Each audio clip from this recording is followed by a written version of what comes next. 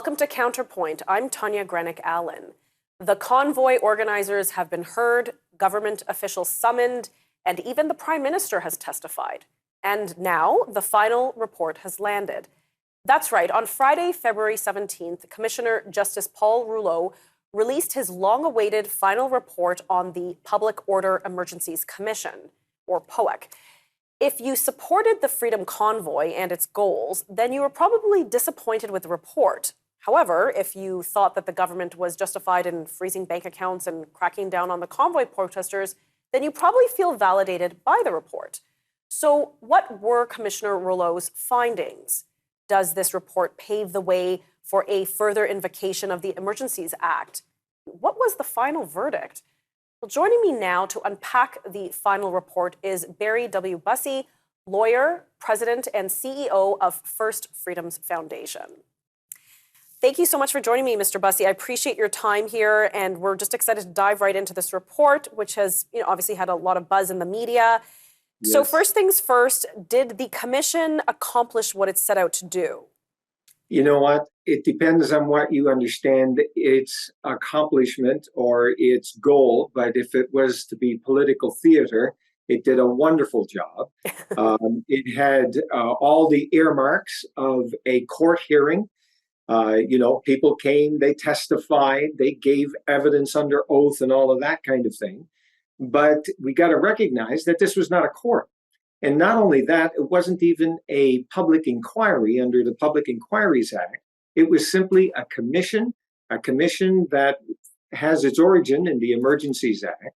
And it is, in essence, a political exercise in which the government has an opportunity to be able to explain to the Canadian people exactly what happened and as to the reasons why they invoked the act.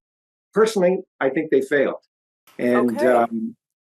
And why do you think they failed? Well, I think, it's interesting that the government put on this big show that the cabinet was transparent. Apparently, this was one of the few occasions ever that the cabinet documents were released from cabinet secrecy and all the rest.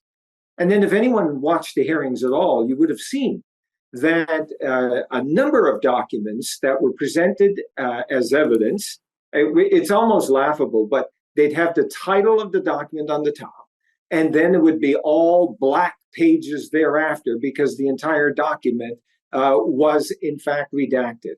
I mean, wow. That's the kind of transparency that we saw here. Then we also had other material that one would have thought the government would have let Canadians see. For example, the legal memo, which the Department of Justice lawyers, no doubt working with the Prime Minister's office, developed what I call a legal theory as to how they could invoke the act without actually meeting the conditions of a plain reading of the act. And wow. And I think we should, we should scale it back for a moment because sure. This was only a year ago, but for many folks, we seem to have forgotten. A year is like a lifetime these days in the post-COVID era. But, we had the Freedom Convoy and other pro-democratic protesters, protesting in front of Ottawa, in front of Parliament Hill. And, things went on days. And then we had this, and this is why the commission was gathered. It was about the use of the Emergencies Act. Was it justified in using this tool, if you will? And so I think that's important for folks to remember that this isn't a referendum on the convoy. It's a commission on, was this an appropriate use of this tool and did it meet the threshold? Yeah, well, it's interesting because in the terms of agreement, and here's what we got to recognize. It was the Prime Minister's office that put together the terms of the commission. Now, it's kind of like saying to the fox that just raided the hen house, here, fox, you explain your situation. And by the way, we're not going to hear so much from the terms or what the terms ought to be from the chickens. We'll hear it from what the fox wants to hear from the commission. I mean, it's just really absurd, really, when you think about it. I know, for example, former Newfoundland Premier Brian Peckford has been scathing in his criticism of this commission.